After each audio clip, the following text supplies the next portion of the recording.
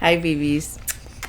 I hope you guys had a very Merry Christmas. My boyfriend and I definitely did. We visited my family on Christmas Eve, and then we had our own little Christmas day together. It was very relaxing. It felt like a real Christmas.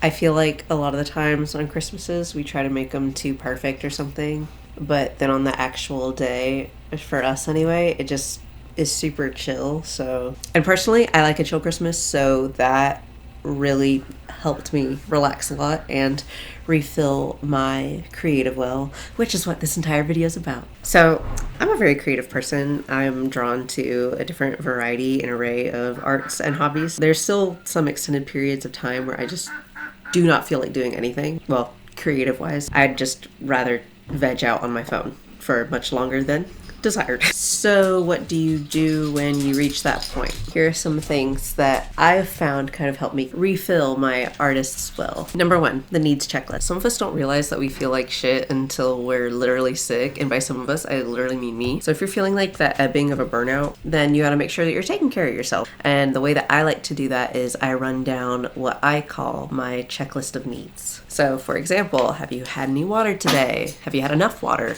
Have you eaten? Have you eaten well? Have you moved your body at all? Even just a little bit of intentional movement can make a huge difference. Have you gotten out of the house? Have you been out of your house for too long? Take time to care for your body and just see if taking care of those things makes way for any kind of your inspiration to spring up. And if you don't have like a mental or even a literal checklist like this for yourself, then try this one out. I even made a little downloadable PDF and I linked it in the bottom.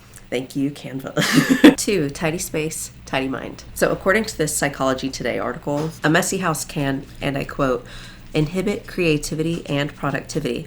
But I'm sure you didn't need an article really to tell you that. If you've ever been in school, so, pretty much everyone watching this, then I'm sure you can relate to the feeling of needing to clean your room before you can start to study.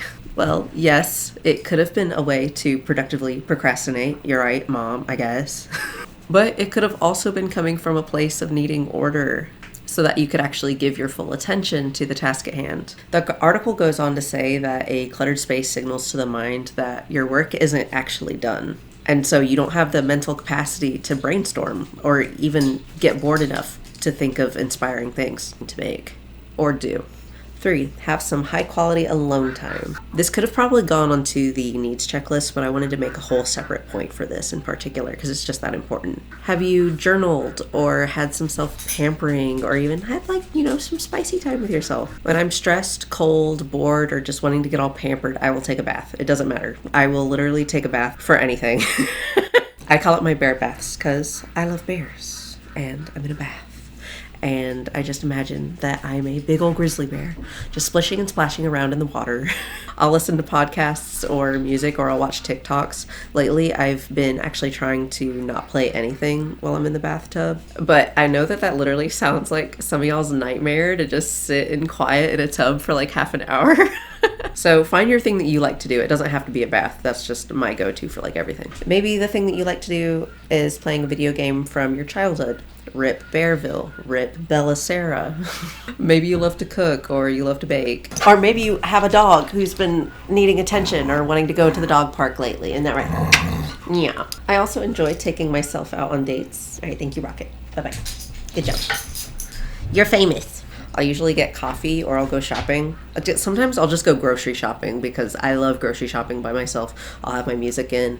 I'll have a little coffee. Maybe I went and bought one or I just made some from home and I'm just doing something that I need to do, but I'm doing it by myself and intentionally, and that's perfect.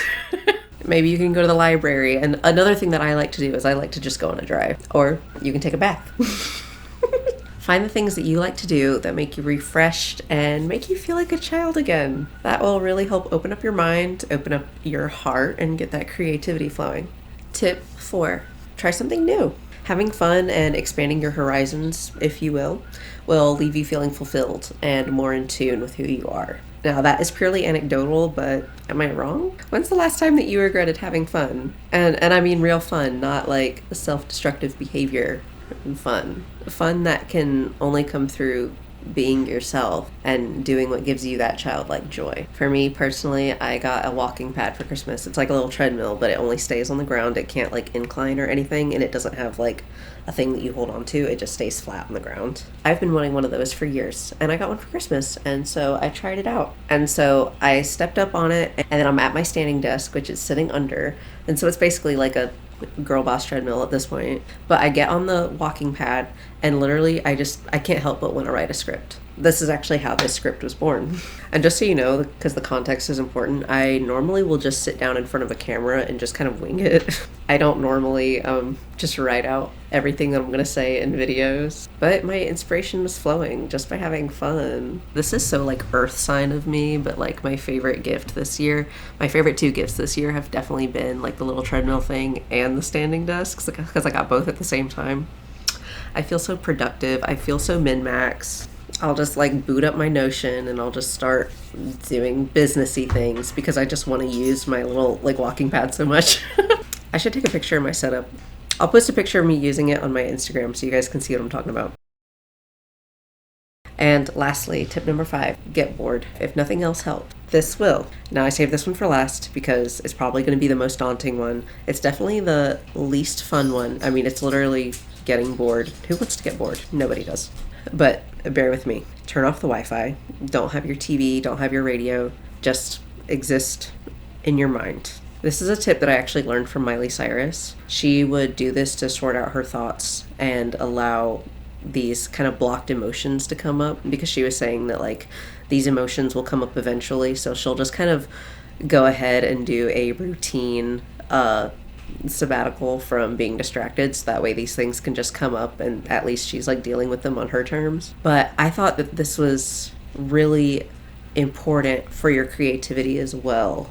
It's not just about getting the emotions out for the sake of getting the emotions out. And the reason why you want to get these emotions out and these thoughts that might be blocking you is, one, to see if you do have any thoughts that are blocking you, because you can't tell if they're blocking you, and with all these distractions around, you'll have no idea. Turn off the Wi-Fi, no TV, no radio, etc. Just you and your mind. This is a tip I learned from Miley Cyrus, actually. She would do this to sort her thoughts and the kind of unconscious fears that she had.